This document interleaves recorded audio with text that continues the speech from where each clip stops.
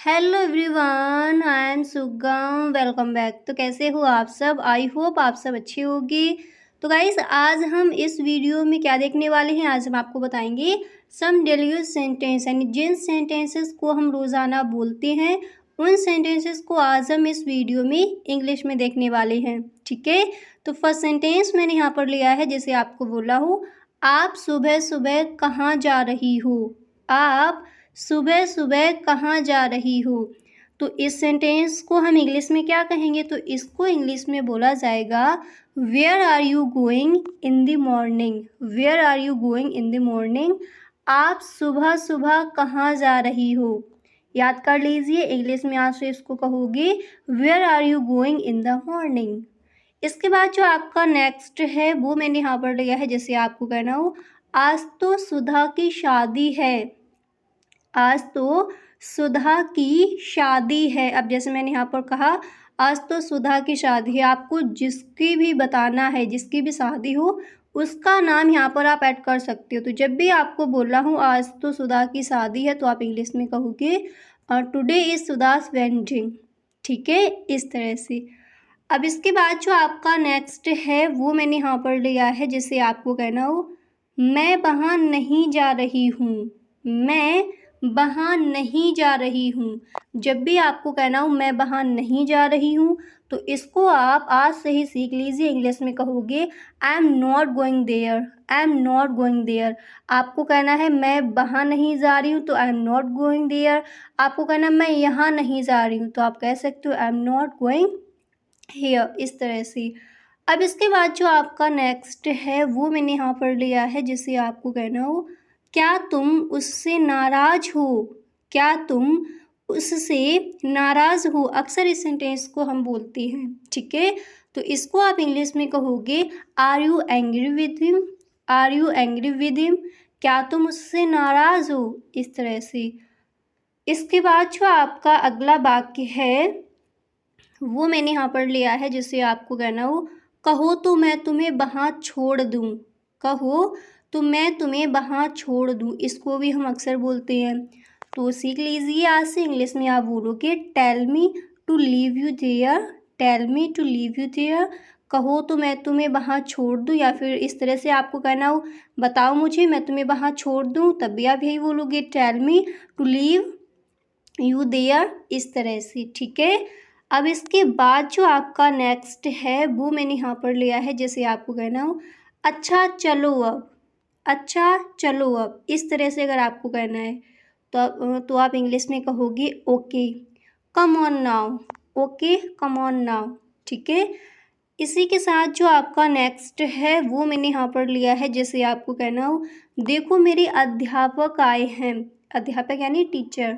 आपको कहना हो, देखो मेरे अध्यापक यानी टीचर आए हैं, तो आप इंग्लिश में इसको कहोगे she my teacher has come.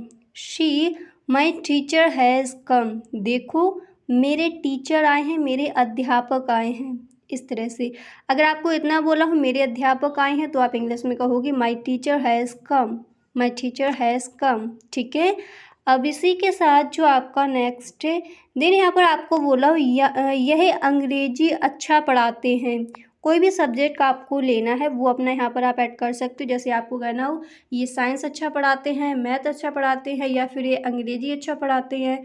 तो जब भी आपको ये कहना हो यह अंग्रेजी अच्छा पढ़ाते हैं, तो इसको आप इंग्लिश में बोल सकते हो ही टीच इंग्लिश वेल। ही टीच इंग्लिश वेल। यह अंग्रेजी अच्छा पढ़ाते हैं, इस तरह से। ठीक है, अब इसके बाद जो आपका अगला वाक्य है वो मैंने यहाँ पर लिया है। देखिए, जैसे आपको कहना हो, चलो आज सब साथ में चलेंगे। चलो आज सब साथ में चलेंगे, तो आप इंग्लिश में इसको बोल सकती हो let's go together today. Let's go together today. चलो आज सब साथ में चलेंगे। इस सेंटेंस को अक्सर हम बोलते हैं, तो जब भी आपको कहना हो चलो आज सब साथ में चलेंगे, इंग्लिश में आप कहोगे let's go together today. Let's go together today, इस तरह से।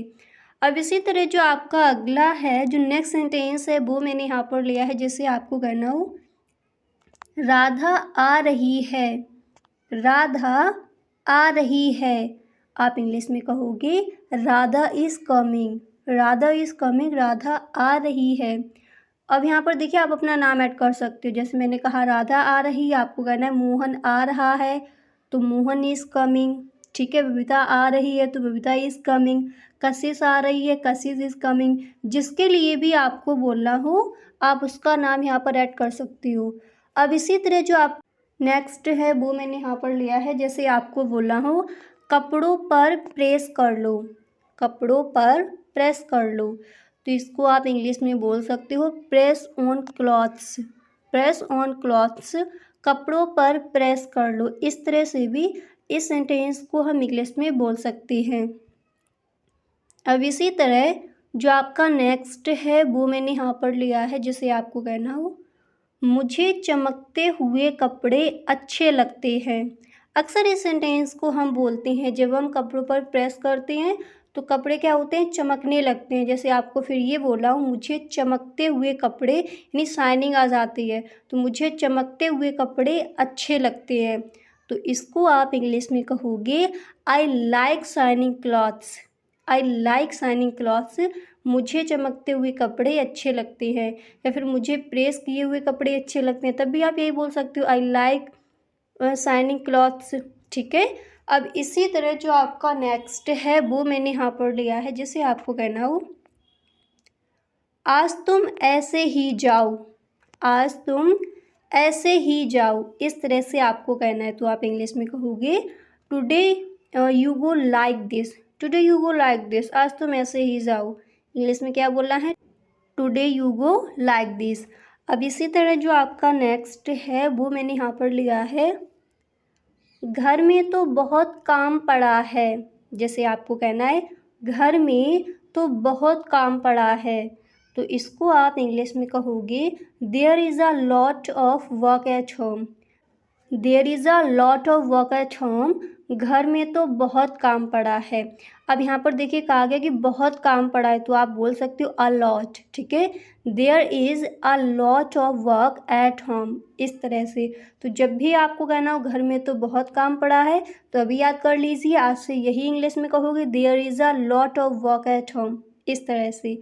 अब जैसे आपको कहना हो सारा काम समाप्त हो गया, इस तरह से अगर आपको कहना है सारा काम समाप्त हो गया, तो फिर इसको आप इंग्लिश में क्या कहोगे, तो इसको इंग्लिश में बोला जाएगा ऑल वर्क डन।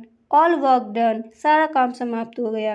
ओके, अब इसी तरह जो आपका नेक्स्ट है वो मैंने यहाँ पर लिया है। जैसे आपको बोला हो अभी वीडियो, मतलब अभी मैं वीडियो बना रही हूँ, या फिर आपको इस तरह से बोलना हो अभी वीडियो बन रही है। ठीक है, तो जब भी आपको कहना हो अभी वीडियो बन रही है, तो इसको आप इंग्लिश में कहोगे making video now. Making video now, अभी वीडियो बन रही है। इस तरह से भी इसको आप इंग्लिश में बोल सकती हो। इसके बाद जो आपका नेक्स्ट है वो मैंने यहाँ पर लिया है। जैसे आपको कहना हो समय का आनंद लो, समय का आनंद लो, तो इंग्लिश में बोला जाएगा enjoy the time. Enjoy the time, समय का आनंद लो। ठीक है, अब इसी के साथ जो आपका नेक्स्ट है वो मैंने यहाँ पर लिया है। जैसे आपको कहना हो तुमने बिल्कुल सही कहा, तुमने बिल्कुल सही कहा। ठीक है, तो इसको आप इंग्लिश में कहोगे you are absolutely right. You are absolutely right, तुमने बिल्कुल सही कहा। इस तरह से इस सेंटेंस को हम इंग्लिश में बोल सकते हैं। तो समय का आनंद लो, एंजॉय द टाइम, तुमने बिल्कुल सही कहा, यू आर एब्सोल्युटली राइट। और जब भी आपको कहना हो आज तुम ऐसे ही जाओ, तो इंग्लिश में क्या बोलोगे today you go like this. घर में तो बहुत काम पड़ा है, this is a lot of work at home, सारा काम समाप्त हो गया, ऑल वर्क डन।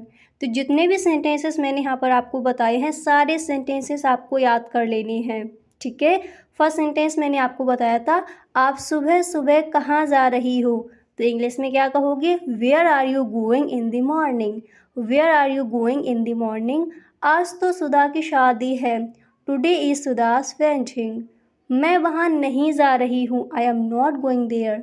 तो जितने भी सेंटेंसेस मैंने यहाँ पर आपको बताए हैं सारे सेंटेंसेस आप लिख लीजिए और आज ही इन सारे सेंटेंसेस को आपको इंग्लिश में याद कर लेना है और पूरे दिन आपको बोलते रहना है। ठीक है, इनको गुनगुनाइए कि इंग्लिश में क्या बोला जाएगा और जब भी इस तरह के सेंटेंसेस आपको बोलने हो तो उनको आज से आप इंग्लिश में ही बोलना। ठीक है, और अगर आपको वीडियो पसंद आया है तो इस वीडियो को आप एक लाइक ज़रूर कर दें।